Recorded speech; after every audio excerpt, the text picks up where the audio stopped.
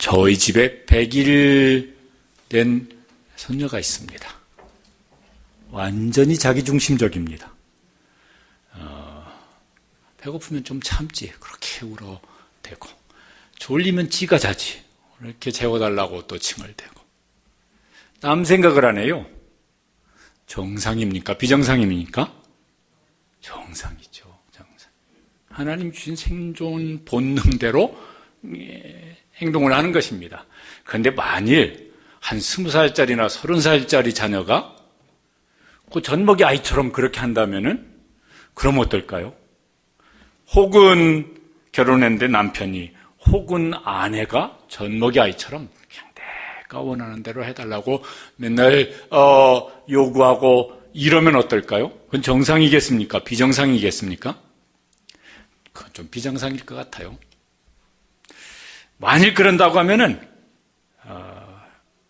행복하다 뭐 이런 마음은 없을 것 같아요. 참 힘들다. 교회도 비슷합니다. 교회도 오늘 고린도전서 3장 말씀에 보면은 어린아이 신앙이 있어요. 나중심적이에요. 그래서 뭐든지 내가 원하는 대로, 내가 좋은 대로 그렇게 이제 해야 합니다. 안 그러면 뭐예요? 시험 들었다고 그래요.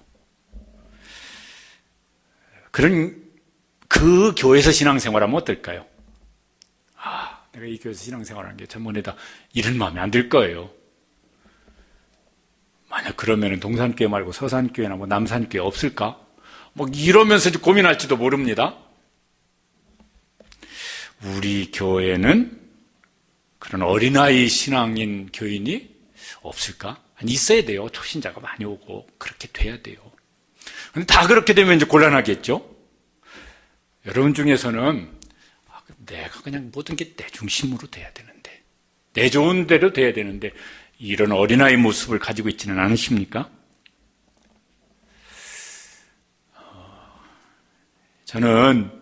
저도 그렇고 우리 교회 성도들이 우리 시화동산교회에서 신앙생활하면서 이게 은혜고 감사하고 행복하다 이럴 수 있는 교회가 되기를 간절히 소원합니다.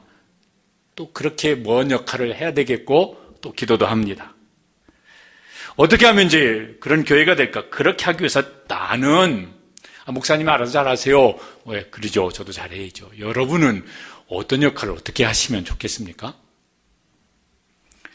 고린도전서 말씀입니다. 바울 사도가 고린도 교회에게 보낸 편지입니다. 고린도 교회는 우리 교회도 이렇게 되면 참 좋겠네. 그럴 장점이 이제 여러 가지가 있습니다. 고린도전서 1장 5절에 보면은 저런 장점이 있었습니다. 읽어보시죠. 너희가 모든 언변과 모든 지식의 풍족함으로. 그러니까 고린도 교회 성도들이 상당히 성경에 대한 지식이 많았고 그걸 또 말로 잘 설명할 수 있었던 것 같아요. 1장 7절에 보면은 이런 좋은 점도 있었습니다. 너희가 모든 은사에 부족함이 없이. 고린도 교회 성도들이 성령님 주시는 은사를 많은 성도들이 많이 가지고 있었어요. 좋은 점이죠. 그럼에도 불구하고 이 성경 지식도 많고 은사도 많은데 이런 교회가 왜 이래? 이럴 만한 안타까운 점들이 나옵니다. 오늘 읽은 3장 3절에 보면은 교회 안에 저런 모습이 있었습니다. 너희 가운데 무엇이 있어요? 시기와 분쟁이 있어요. 시기는 마음속에 있는 거고 그 시기심이 커지면요 이렇게 터져 나와서 이제 이렇게 표현되면 이제 분쟁이 생길 것입니다. 성경 많이 알아. 은사도 많이 받았어. 그런데 왜 이러는 거야? 근데 교회 안에 이제 이런 모습이 이제 있었습니다. 4절에 보면은 이런 건 안 생겨야 되는데 나는 바울에게라, 나는 아볼로에게라, 나는 바울파예요. 바울파. 바울 시한찮지. 아볼로가 제일이지. 나는 아볼로파야. 그래서요, 교회 안에 바울파, 아볼로파. 1장에 보면은 그거 말고도 뭐 개바파도 있고, 뭔 파도 있고 이제 있었습니다. 뭐 요새 막 연예인들 식으로 하면 난 바울 팬이에요. 아볼로가 낫지. 나는 아볼로 팬이라고. 그래서 편이 갈라져 버렸습니다. 그리고 그냥 서로, 그래, 바울 훌륭하지. 바울 팬 하셔. 나는 아볼로한테도 은혜 받았어. 아유, 그래, 아볼로도 훌륭하지. 서로 이러고 있으면 괜찮은데, 그 안에 뭐 하고 있어요? 서로 시기하고 있습니다. 그래서 그 시기심을 어떻게 주체 못해가지고 이제 편싸움을 하고 있는 것입니다. 고린도 교회 성도들이요, 예배를 드릴 때마다 교회 가면 정말 피곤했을 것 같아요. 왜 이럴까? 이 교회 안에 이제 이 성도들, 고린도 교회 교인들에게 있는 문제가 뭘까? 그럼 두 가지 문제점이 있어요. 하나는 예수님을 믿어요. 그래서 교회 공동체가 됐어요. 그러면은 예수님과 나와의 관계 속에서 내가 누구지? 이거를 이제 늘 생각을 해야 되는데 그게 잘 안 되어서요. 그리고 그 대신 뭐예요? 사람과의 관계 속에서 나는 누구지? 그리고 서로 비교하고 있어요. 제일 피곤한 것 중에 하나가 뭐예요? 서로 비교하는 거예요. 그런데 판을 만들고 서로 비교하면서 시기했다는 걸 보니까 네가 낫다는 게 아니라 뭐예요? 내가 너보다 낫지. 그런데 상대방이 그걸 인정 안 하고 무슨 소리? 이러니까 그 안에 이제 시기와 분쟁이 생긴 겁니다. 그러니까 바울파는 아볼로파 시기하고 아볼로파는 바울파 시기하고 결국은요, 여러분요, 이 사람들이 진짜 바울을 진심으로 바울을 위해서 바울파가 됐겠습니까? 아볼로를 위해서 아볼로파가 됐겠습니까? 그거 아닐 것 같아요. 여러분 무슨 무슨 연예인 스타 팬들이 있어요. 팬클럽도 있고 우리 중에도 막 그런 분이 계신지 몰라요. 누구한테 들었는데요. 그 어머니인가가 어느 게 권사님이시래요. 근데 옛날 미스터 트롯에 나온 누구라고 그랬는데 거기 아주 골수 팬이시래요. 그래서 아들한테 5만 원인가 보내주면서 야 보냈으니까 그 누구 그거 CD 사가지고 너도 듣고 다른 사람한테 나눠줘라. 전도를 그렇게 하시면 좋을 텐데 그 누구 팬이시라서 그러셨대요. 여러분 그 스타가 팬인 이분을 알까요 모를까요? 몰라요. 왜 이제 그럴까요? 그러면 그 스타를 위해서 그럴까요? 아니야. 그 스타를 좋아하면 내가 기뻐져. 내가 기분이 좋아져. 내가 만족이 생겨. 결국은 자기 만족을 위해서 그런 일이 많을 것 같아요. 바울파다, 아볼로파다 이런 분들도 내가 바울파야. 그러면서 이제 무슨 자기 만족을 거기서 얻었을 것 같아요.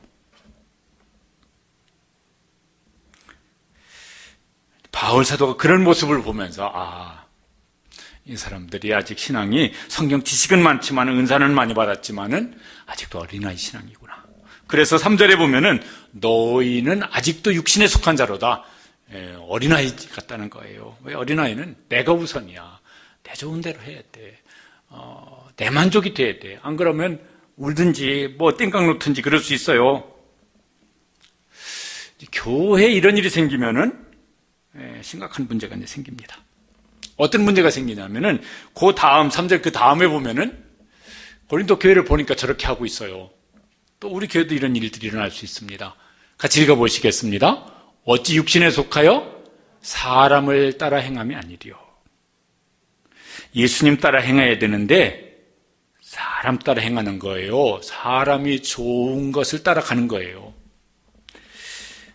예수님 뒷전으로 밀려납니다. 또 예수님께서 교회에게 주신 사명, 그런 거 부담스럽게 그런 소리 하지 말고. 그 뭐 있잖아. 이렇게 우리가 좀 즐겁게, 재밌게, 막 이렇게 교제 중심으로 뭐 이런 거 좀 하자고. 그래서 정말 주님께서 주가 되시는데 주이신 예수님은 뒷전으로 밀려납니다. 주님이 교회에게 주신 본질적인 사명들은 뒷전으로 밀려납니다. 그리고 뭐냐면 내파. 이게 이제 주가 되어집니다. 이러면 이제 이게 좋은 교회가 될 수가 없죠. 이 안에서 막 주님이 주시는 막 기쁨을 누리고 행복을 누리면서 막 우리 교회 참 좋은 교회가 행복한 교회다. 이런 건 이제 누리지 못할 것입니다. 성경에 이제 신약에 처음 나오는 교회, 사도행전 교회 여러모로 매우 이제 좋은 교회고 훌륭한 교회입니다. 그런데 사도행전 5장쯤 가면은 뭐가 이렇게 좀 안쓰러운 일이 생깁니다.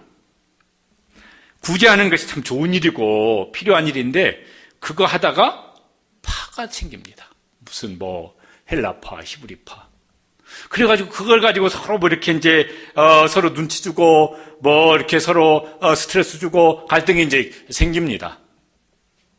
주님께서 그 예루살렘 교회를 세우실 때 1장 8절에 주님께서 주신 교회 사명이 있습니다. 뭐죠? 성령이 임하시면 너희가 권능을 받고 예루살렘부터 땅끝까지 이르러 내 증인이 되리라. 그런데 예루살렘에서 유다까지 가지도 않아요. 사마리아 가지도 않아요. 땅끝 신경도 안 쓰고 있었어요. 그러면서 그냥 내 밥그릇이 더 클까 네 밥그릇이 더 클까 이거 가지고 이제 갈등이 생기고 파가 생겼습니다. 그 문제를 잘 해결하기는 해결했지만은 거기 5장까지만 보면은 이 초대교회 모델이 될 교회가 왜 이러냐 그런 이제 안타까운 모습이 그 속에 있습니다. 우리 교회는 파는 없죠? 제가 보기에는 없는 것 같긴 한데 혹시 막 이렇게 이런 거 생기려고 그러면은 내 마음속에 그런 것이 이렇게 슬쩍 생기려고 그러면은 다시 사람 편에 서서 내가 누군지를 보지 마시고 예수님과의 관계 속에서 나는 누구지? 다시 그 생각으로 내가 어떻게 무엇을 해야지? 이게 이제 다시 새롭게 정립될 수 있는 이런 성도들이 꼭 되시길 바랍니다. 바울 사도가 고린도 교인들에게 이제 권면을 합니다.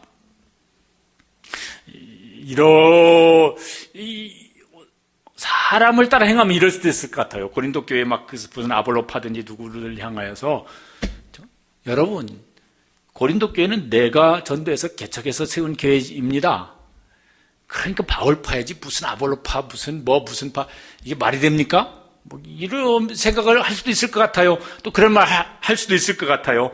그런데 바울은 그런 생각이 없었던 것 같아요.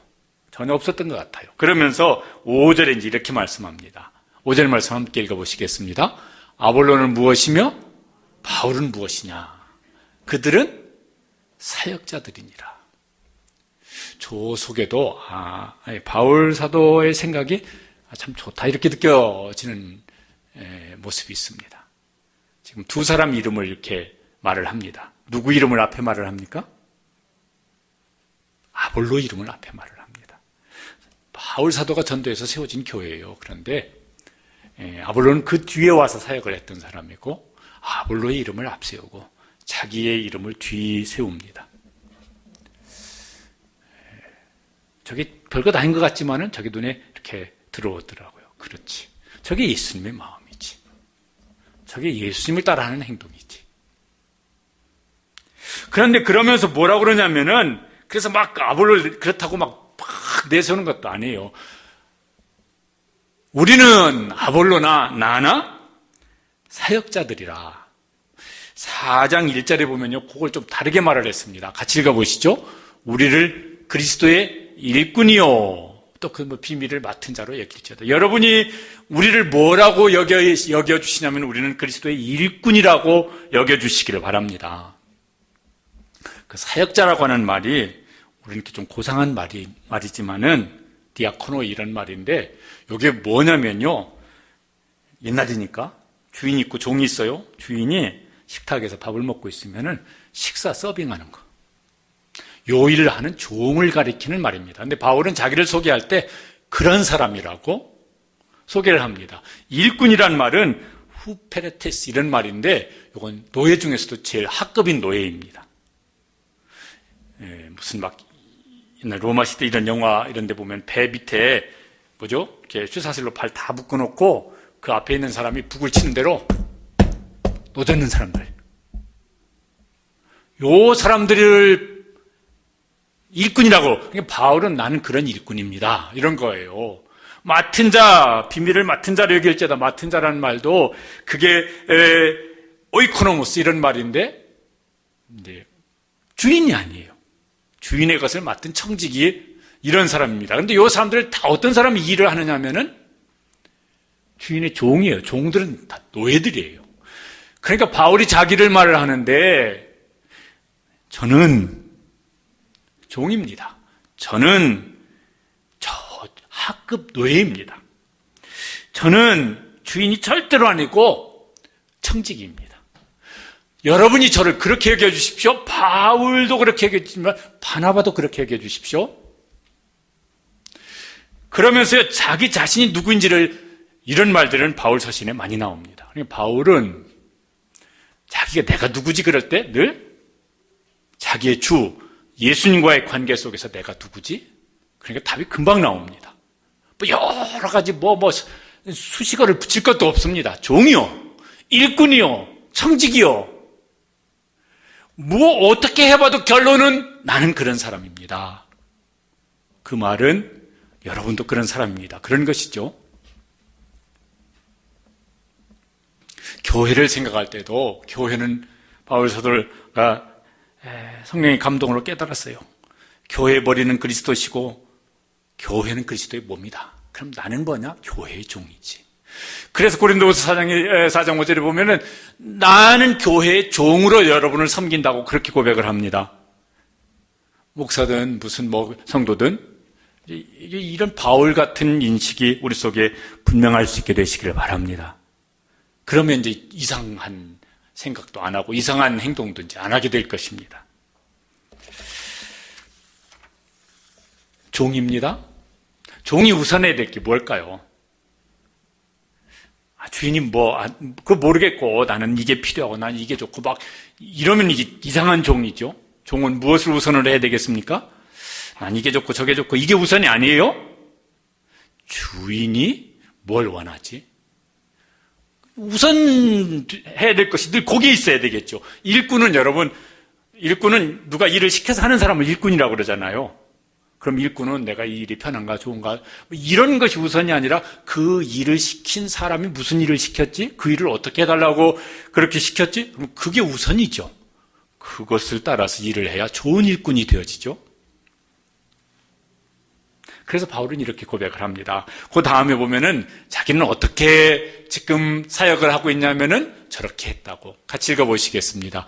주께서 각각 주신 대로 너희로 하여금 믿게 한 내가 선택해서 아니고 나는 종인데 나는 일꾼인데 선택과 결정은 주께서 하시는 것이고 주께서 나한테 맡겨주셨어요. 그 맡겨주신 일을 나는 열심히 할 뿐이라고. 그게 뭐냐면 전도에서 믿게 한 것이에요. 왜냐하면 바울을 주님께서 전도자로 부르셨습니다. 주님께서 바울을 만나실 때 이 사람은 이스라엘과 임금과 이방인들 위해서 택한 나의 그릇이라. 바울을 부르실 때 주님께서 분명한 목적을 알려주셨어요. 이게 내가 가야 될 인생의 목적이고 내가 살아가야 될 내 사명의 길이다 알려주셨어요. 그래서 그걸 위해서 지금 사는 거예요. 평생 살고 죽을 때까지 그렇게 사는 것이에요. 왜? 종이 되었으니까. 내가 주가 아니니까. 내가 종이니까. 나는 맡은 자이지 내가 맡겨주는 주는 아니니까. 이게 이제 분명했습니다. 이게 이제 흔들리면 바울 사도가 막 흔들렸을 텐데요. 이게요, 늘 그렇게 생각했던 것 같아요. 나는 죽고 내 안에 그리스도께서 하신 것이라. 그분이 내 안에 살아 역사하시는데 그분이 하시고자 하는 거면은 나는 종이니까 그 길로 가는 것이지. 근데 그거를 이제 구체적으로 어떻게 했느냐, 요걸요, 이 농부처럼 이렇게 오늘 표현해서 말씀을 합니다. 뭐라고 그러냐면 나는 심었고 아볼로는 물을 주었을 때 씨앗을 심었다는 거예요. 밭에다가 씨앗을 심었습니다. 밭은 무엇인가? 그 3장 9절에 보면 너희는 하나님의 밭이요 이런 거예요. 그러니까 주님, 바울 사도가 고린도와 사역을 하는데 고린도 사람들이 하나님께서 내게 씨를 심으라고 맡겨주신 밭이구나. 그래서 거기다 씨를 심는 거예요. 씨는 뭐예요? 복음이시죠. 예수 그리스도죠. 예수 그리스도의 생명의 복음을 씨앗처럼 고린도 사람들 마음 밭에다가 심는 일을 이제 한 것입니다.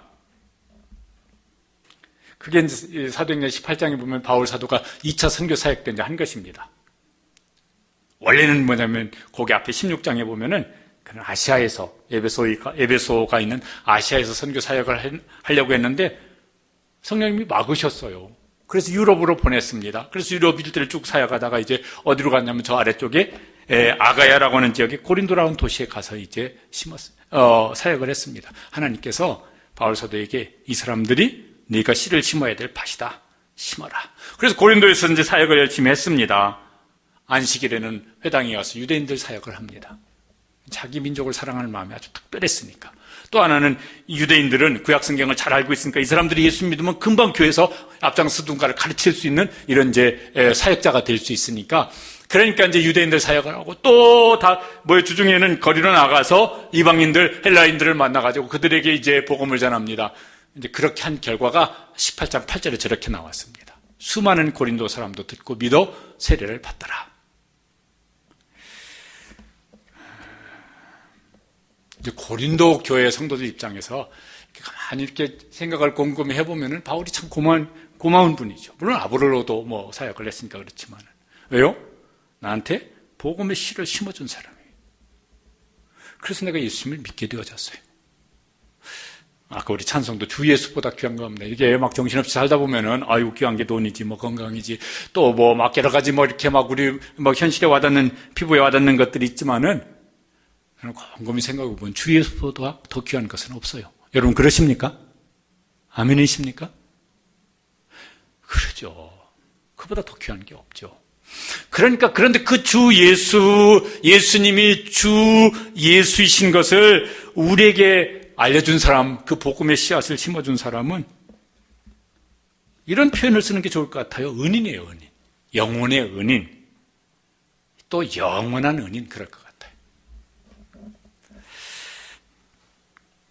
여러분의 또 그런 은인이 누군가 이렇게 생각나십니까? 나한테 예수님을 믿게 복음의 씨앗을 심어준, 내 마음 밭에, 내 인생의 밭에 복음의 씨앗을 심어준 그 은인이 누군지 이렇게 생각나는 분이 있으십니까? 그런 분이 있으시면 참 고맙게 여기면 좋을 것 같아요. 저는 두 분이 생각이 나요. 한 분은 제가 이렇게 고등학교 1학년 때 우리 동네에 전기가 들어왔거든요. 그러니까 완전 시골이죠. 촌이라고 하면은 좀 기분이 나쁘고, 시골. 근데 그 시골에 제가 어렸을 때 전석일 전도사님, 처음에는 그분 전도사님으로 교회를 개척하셨어요. 근데 지금도 생각이 납니다. 남의 집 방 한 칸, 그리고 그 부엌에는 이렇게 솥 거는 거, 솥 하나 거는 솥단지가 하나 있었고, 이런 게 없죠. 이렇게 널판지 해놓고 거기다 밥그릇 몇 개. 그때 애가 5이었었는데 생활을 하는데 교인이 몇 명 있습니까? 그러니까요, 진짜 아주 거지 중에는 상거지였었습니다. 근데 교회를 안 떠나시고, 거기를 안 떠나시고, 열심히 전도하시고, 그래서 교회가 이렇게 이제, 세워졌습니다. 그분이 그 시골 동네에 들어오셔서 떠나지 않고 교회를 세워주시고, 또 복음을 전하셨기 때문에 교회를 나갈 수가 있었죠. 또 한 분은 조상옥 권사, 저희 형님입니다. 맨 위에, 그냥. 이분이, 정확히는 모르겠지만 제가 국민학교 들어가기 전이니까, 이제 주일 낮에, 또 주일 저녁에, 또 무슨 수요일 저녁에도 교회 데리고 가고, 그때 주일 학교가 목요일 저녁에도 있었거든요. 목요일 저녁에 교회 데리고 가고. 그래서 그때로부터, 하여튼 제 기억에는 주일날 예배 빼앗은 적이, 제가 이렇게 좀 방황하던 그 청소년 시절에 그때 몇 번 빼놓고는 빼먹은 적이 없거든요. 그래서 제가 예수님을 믿게 되었습니다. 그러니까요, 그냥 이렇게 이렇게 그냥 생각 못하고 지나가지 꼼꼼히 생각해보면 참, 천국에 와서도 감사할 분들이 그분들일 것 같아요. 여러분에게도 그런 분이 있으실 거예요. 또 우리가 누군가에게는 그런 영혼의 은인이 꼭 되어줘야 될 일이겠고. 어쨌든, 바울 사도가 그렇게 해서 이제 고린도 교회가 세워진 것입니다. 근데 바울 사도 같은 분은 전도하기가 쉬웠을까? 어땠을 것 같습니까? 성경 읽어보면 안 쉬웠어요. 아니, 막 전도하는 게 막 기뻤을까? 그렇지 않을 때도 있었던 것 같아요. 고린도에서 전도할 때 바울 사도가 두려운 마음이 들어서, 야, 전도하지 말고 침묵하자. 이렇게 마음먹은 때가 있었던 것 같아요. 그걸 주님께서 아시고, 바울에게 이렇게 이제 말씀하십니다. 사도행전 18장 9절 10절에 보면요, 저렇게 말씀하셨습니다. 함께 읽어보시겠습니다. 두려워하지 말며 침묵하지 말고 말하라. 내가 너와 함께 있음에 어떤 사람도 너를 대적하여 해롭게 할 자가 없을 것이니 이는 이 성 중에 내 백성이 많음이라. 바울아, 침묵하면 안 돼. 이 성중에 내 백성이 많아. 내가 침묵하면 이들이 내 품으로 돌아올 수가 없어. 그러니까 두렵더라도 침묵하지 말고 말해야 돼. 부담스럽더라도 침묵하지 말고 그들에게 복음의 씨를 심어야 돼. 그래서 바울 사도가 1년 6개월 동안 고린도를 떠나지 아니하고 거기서 복음을 전했어요. 그래서 고린도 교회가 세워진 거예요.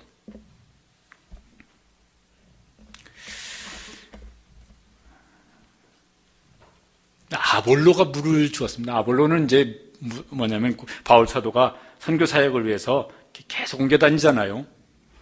바울을 떠난 다음에 아볼로가 옵니다. 그게 사도행전에 보면은 바울 사도가 이제 2차 선교 사역을 마치고 3차 선교 사역을 에베소에서 하잖아요. 근데 아볼로가 저 알렉산드리아, 지금 이집트에 거기서 이제 와서 거기서 어떻게 만났어요. 그런데 만나서 얘기하다 보니까 구약은 아주 깊이 알고 있는데 예수님이 구약에 예언된 메시아 그리스도인 건 모르고 있어요.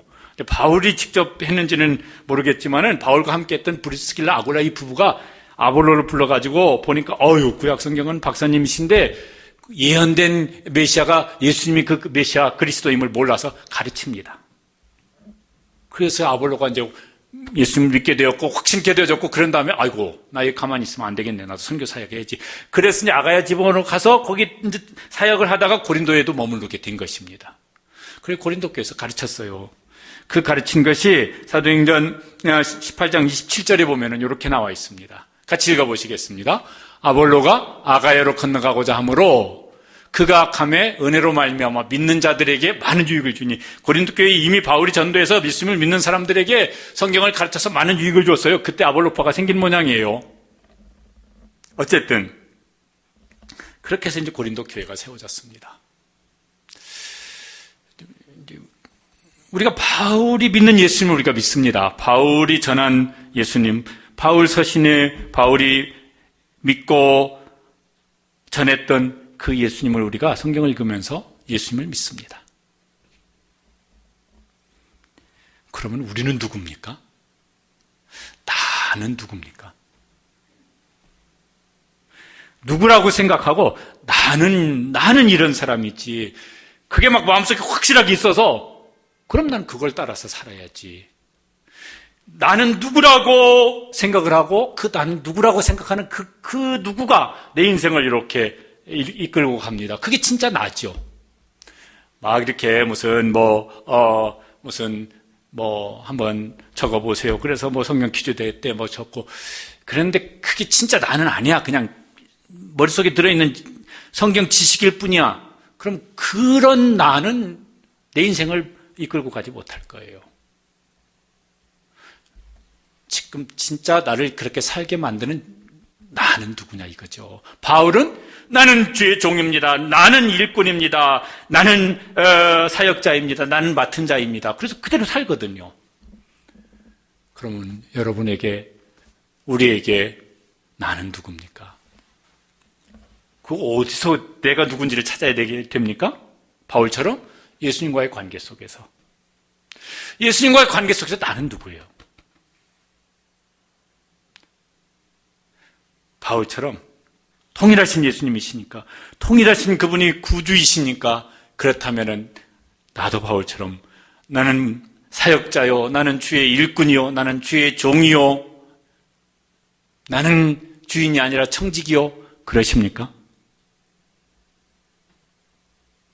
그 고백이 여러분의 인생을 지금 만들어가고 이끌어가고 있으십니까? 이게 이제 이 예수 그리스도 안에서 바울과 같은 고백이 우리 마음속에 더 깊어지고 그것이 우리 마음을 사로잡고 우리의 삶을 이끌어갈 수 있는 이런 그리스도의 종, 일꾼, 맡은 자가 되시기를 주님의 이름으로 축복합니다.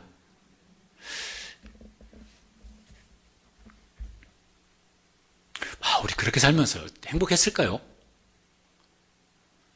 고생으로 하면 참 고생부지만이 했는데 행복했을까요? 어땠을 것 같습니까? 성경을 읽어보면 바울이 무지무지 행복했을 것 같아요. 왜냐하면 이렇게 말을 하잖아요. 항상 기뻐하라. 내가 기뻐하니 너희도 기뻐하라. 그러니까 그냥 나는 하나도 안 기쁜데 여러분 기뻐하세요 이런 건 아니었던 거예요. 범사에 감사하라. 고생은 했을지언정, 무지무지 했을지언정 굉장히 행복했을 것 같아요. 그러면 좋겠습니다. 그렇게 살면 괜찮을 것 같아요. 그렇게 살면 복 있는 삶일 것 같습니다. 고생이야 뭐 이렇게 하든 저렇게 하든 뭐 하면 살지 뭐 안 하면 살아? 그런데 그 고생이 나한테 행복을 주는, 기쁨을 주는, 감사를 주는, 소망을 주는 고생입니다. 그러면 행복한 고생이죠. 바울은 주의 종으로서 그렇게 살았습니다. 그래서 우리에게도 그렇게 권고를 합니다. 4장 2절에 보면요, 저렇게 우리에게도 권고를 합니다. 내가 살아보니까요, 이게 제일 좋습니다. 여러분도 그렇게 사시면 좋겠습니다. 권고하는 것이죠. 우리가 함께 읽어보시겠습니다. 그리고 맡은 자들에게 구할 것은 충성이니라.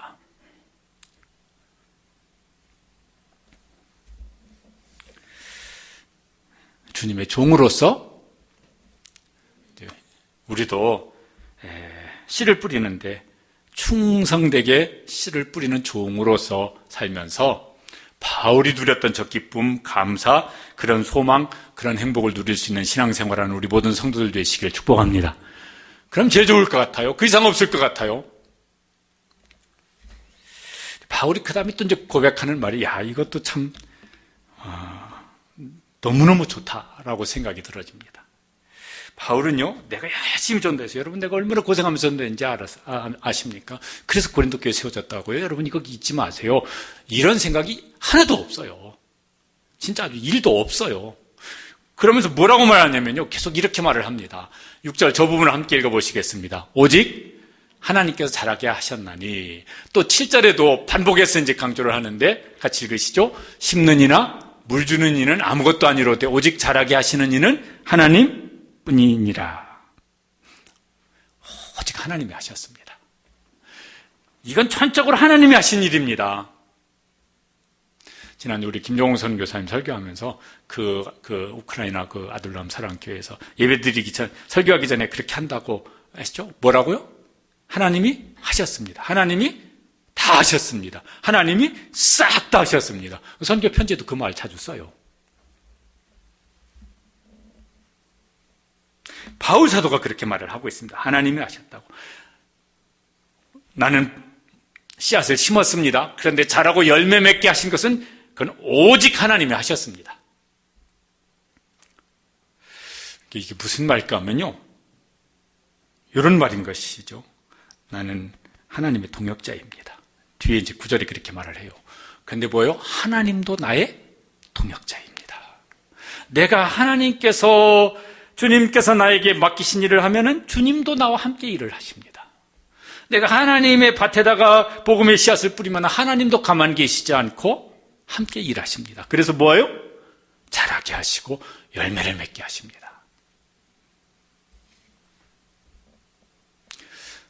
심는 것은 교회의 몫입니다. 우리의 몫입니다. 심는 걸 하나님이 하시지는 않으세요, 보니까. 하나님 직접 하시면 좋을 것 같은데, 막 천사를 보내서 하시면 좋을 것 같은데, 복음의 씨를 심는 것은 누구에게 맡기셨습니까? 교회에게 맡기셨어요? 나에게 맡기셨어요? 그 대신 자라서 열매를 맺게 하시는 것은 누구의 몫이에요? 그건 하나님의 몫이라고. 그건 하나님이 하신다고. 바울도 보니까 그건 내가 하는 게 아니라 하나님이 하시는 거라고. 그래서 전도하는 책임은 우리에게 있고 구원의 열매를 맺게 하는 책임은 하나님이 지신다고. 그래서요, 우리가 하나님의 동역자지만 하나님도 우리의 동역자가 되어주신다고. 1장 21절에 이렇게 이제 말을 합니다. 같이 읽어보시죠. 하나님께서 전도에 미련한 것으로 믿는 자들을 구원하시기를 기뻐하셨도다. 아니, 전도가 미련하다는 것이 아니라 사람들이 미련한 것으로 여긴다고. 야, 너는 멀쩡하게 생겨가지고 그렇게 무슨 뭐 되지도 않는 말을 하고 있냐. 그게 말이 되는 소리냐. 무슨 죽으면 끝이지. 뭘 어쩌고. 네가 가봤냐. 다녀와 봤냐. 막 이러면 사람들이 우습게 여겨요. 무시해요. 그런데 그 사람을 위해서 기도하고 또 전도하고 무시당하고 또 기도하고 전도하고 또 무시당하고 그랬는데 그 사람이 어느 때 성령님께서 그 마음에 감동을 주시니까 예수님을 믿겠다고 그래요. 막 눈물 줄줄 흘리면서 예수님 영접하는 기도를 따라서 합니다. 그 전까지만 해도요, 아이고 말도 안 되는 소리 하지 말라고. 그게 무슨 무슨 웃기는 소리 하지 말라고. 그런데 거기 심어져서 하나님께서 뭐하게 하셨어요? 열매를 맺게 하신 거. 그 사람이요 정말 감격스럽게 예수님을 믿고 또 그러니까 이제 또 그 사람이 또 누군가에게 그렇게 헌신하는 일들. 여러분도 누군가가 그렇게 전해서 우리가 그렇게 예수님 믿게 되었을 것입니다. 우리가 누군가에게 전하면은 하나님은 지금도 열매 맺는 일을 우리를 통해서 하실 것입니다. 그러니까 이제 우리가 이렇게 막 이제 시작할 거예요. 뭘 붙여놓고 이제 4월달 첫째 주부터 이제 출발해서 이제 시작을 할 겁니다. 이렇게 하면은요 부담스러워요. 누구든 전도하자고 하면 내가 열매를 맺어야 돼. 내가 전도하고 열매 맺는 책임도 내가 져야 돼. 그런데 저 사람이 내가 누군지 아는데 얼마나 이렇게 이게 한마디 말하면 10마디로 반박하는 거 아는데 부담스러워서 못해. 그런데 바울 사도도 그 부담이 있었어요. 그런데 깨달은 것은 뭡니까? 씨를 뿌리는 건 내가 내 몫이고 열매 맺는 건 누가 하신다고? 하나님이 하시는 거구나. 그래서 열매는 하나님께 맡겨드리고 씨를 심는 것은 우리가 힘써 감당하는 우리 교회 또 모든 성도들 될 수 있게 되시기를 바랍니다. 찬송가 496장에 이런 찬송이 있어요. 이 찬송가를 지으신 분도 저런 마음의 부담이 많이 있었던 모양이에요. 같이 읽어보시겠습니다. 씨를 뿌릴 때 나지 아니할까 염려하며 심히 애탈지라도 나 종 예수께서 칭찬하시니 기쁨으로 단을 거두리로다. 거두리로다 기쁨으로 단을 거두리로다. 그냥 염려하면서 씨를 뿌리지 않았더라면 저 기쁨으로 단을 거두는 걸 못했을 것인데 저 기쁨을 우리 교회도 우리 각자도 누릴 수 있는 그런 복된 성도들 되시길 축복합니다. 꼭 그렇게 되었으면 좋겠어요. 그래서 예수 믿는 기쁨이 예수 믿는 것이 이렇게 신나는 것이 우리 속에 있구나. 하나님께서 거기서 끝나시지 않으시고 한 가지를 더 이건 하나님의 동역자에게 하나님께서 하시는데 또 한 가지 일을 바울 사도가 8절에 이렇게 말을 합니다. 8절도 읽어보시죠. 각각 자기가 일한 대로 자기의 상을 받으리라. 상은요, 좀 이렇게 더 정확하게 말하면은 삭슬 받는 거예요. 일용으로 하면은 일당을 받는 거예요. 하루 일하고. 또 뭐 월급으로 하면은 월급을 받는 것입니다. 그런데 여러분 구원은 전적으로 하나님의 은혜로 우리가 구원이란 이건 뭐에 비교할 수 없는 이렇게 이제 선물을 우리에게 은혜로 주셨습니다. 그런데 그거로 끝나지 않냐고 성경 많은 곳에 하나님이 상을 주시겠다고 말씀하세요. 그런데 거기 보면 뭐라고 하냐면 자기가 일한 대로 상을 받으리라. 그 앞에 바울 사도가 자기는 뭘 했습니까? 씨를 심었다고 말을 합니다. 그러니까 하나님께서 전도해서 이 사람이 예수 믿고 구원받고 막 신실한 믿음의 사람이 되는 요대로 상을 주시는 것이 아니라 씨를 뿌린 대로 상을 주시겠다는 거예요.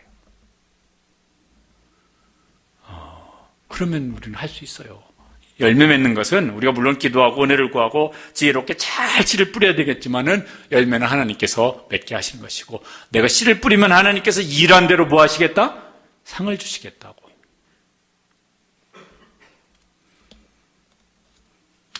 이렇게 이제 직장에서요 연말쯤에 이럴 때 뭐죠 이렇게 월급 외에 받는 성과급 막 이런 거 있더라고.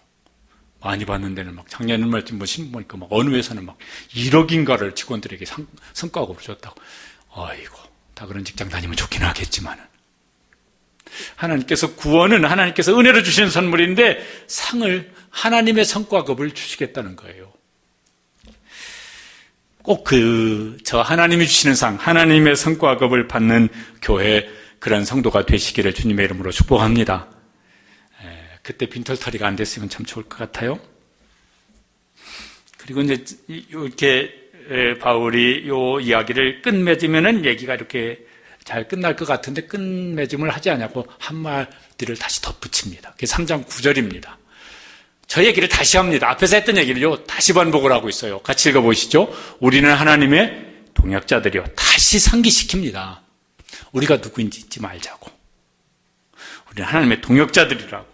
동역자라는 말도요 이게 이게 본래 뜻이 뭐냐면 함께 일어나는 사람이에요. 물론 그런 사람 동역자라고 그러는데 우리는 하나님의 동역자라고. 고린도후서 6장 1절에 보면 우리가 하나님과 함께 일하는 자로서 또 이렇고 나누니 하나님과 함께 일을 합니다.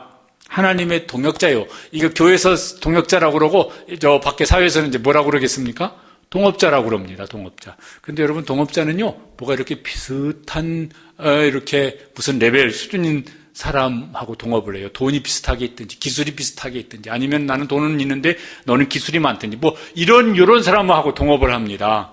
뭐가 이렇게 확 차이가 나면 그 사람을 직원으로 고용한 것 같이 동업자로는 안 할 것입니다. 하나님께서 우리를 동역자로 삼아주셨어요. 바울은요, 이 자긍심이 굉장했던 것 같아요. 하나님 천사를 동역자로 삼아주시면 나름 좀 이해가 되어져요. 왜? 한번 하나님께 뭔가 말씀하시면 즉각적으로 그대로 다 순종을 하니까. 그런데 사람을 동역자로 삼으시면요, 어떤 때는 뭐 하고 어떤 때는 말고 어떤 때는 막 주여 내가 여기 있나이다. 그런데 난 부담스러워 더 이상 안 할 거야. 이래가지고 이게 동업자로 하면요, 이게 자격이 되는 사람이 별로 없어요. 그런데 삼아주셨어요. 하나님 급에다 이렇게 높여주셔가지고 함께 해보자. 이러신 거예요. 이게 얼마나 은혜죠. 대단한 은혜죠. 바울은 이런 자긍심이 굉장했던 것 같아요. 새로운 대통령 당선자가 생겨서 인수위원회, 그래서 막 뉴스에 나오더라고요. 그 인수위원회 이렇게 전화 받아서 인수위원회 들어와서 좀 활동 좀 같이 해주시기 바랍니다. 이 사람들이요 어떨까요? 귀찮게 말해, 짜증나게, 나 바빠 죽겠는데 막 이러면서 막 스트레스 받을까요? 안 그럴 것 같아요. 나로 말씀드릴 것 같으면은 대통령 인수위원회 활동하는 사람이 어깨가 머리 위로 붙을 거예요. 바울은 나는 하나님의 동역자예요. 그래서 내가 하나님을 위해서 복음의 씨를 뿌리면 하나님은 나와 동역해 주시는 분이죠. 굉장했을 것 같아요. 우리 속에 하나님과 동역하고 하나님이 우리와 동역하면서 바울이 느꼈던 이런 영적인 자긍심이 우리 가운데도 풍성하게 되시기를 주님의 이름으로 축복합니다. 찬송가 중 이런 찬송도 있어요. 주에게 부탁하신 일 천사도 흠모하겠네. 저것도 성경에 있는 말씀을 이제 찬송시로 지은 것인데 천사들이 부러워할 만한 일이라고. 이런 자긍심이 우리 속에 있으면요, 뭐 어디 가서 쫄지 않고 어디 가서 꿀리지 않고 나는 하나님 앞에서 이런 사람이다. 이렇게 살아갈 수 있는 당당함이 있어서 세상을 뚫고 나갈 수 있는 우리 성도들 되시기를 간절히 원합니다. 지금 이제 봄입니다. 논에다 밭에다가 이제 씨를 뿌릴 때가 되었습니다. 그러면 씨를 뿌리는 사람은 때가 되어지면요, 씨보다 30배, 60배, 100배 이런 열매를 거둘 것입니다. 씨를 심지 않은 사람은 아무것도 거둘 게 없을 거예요. 잡초만 한 무더기씩 거둘 거예요. 우리는 하나님의 밭에다가 씨를 심는, 복음의 씨를 심는, 생명의 씨를 심는 하나님의 동역자로서 하나님 코로나 상황 그 핑계 이제 그만 대고, 그리고 다시 바울처럼 충성할 수 있도록 은혜를 구하시고, 또 하나님께서 우리에게 힘 주셔서 그렇게 한번 새롭게 달려나갈 수 있는 우리 시와동산교회, 또 우리 모든 성도들, 모든 직분자들, 모든 목자들, 모든 부모들, 그래서 바울 같은 이런 기쁨을 누리고 그런 행복을 누릴 수 있는 우리 교회 모든 성도들 되시기를 주님의 이름으로 축복합니다. 기도하시겠습니다. 우리 함께 동성으로 기도하시겠습니다.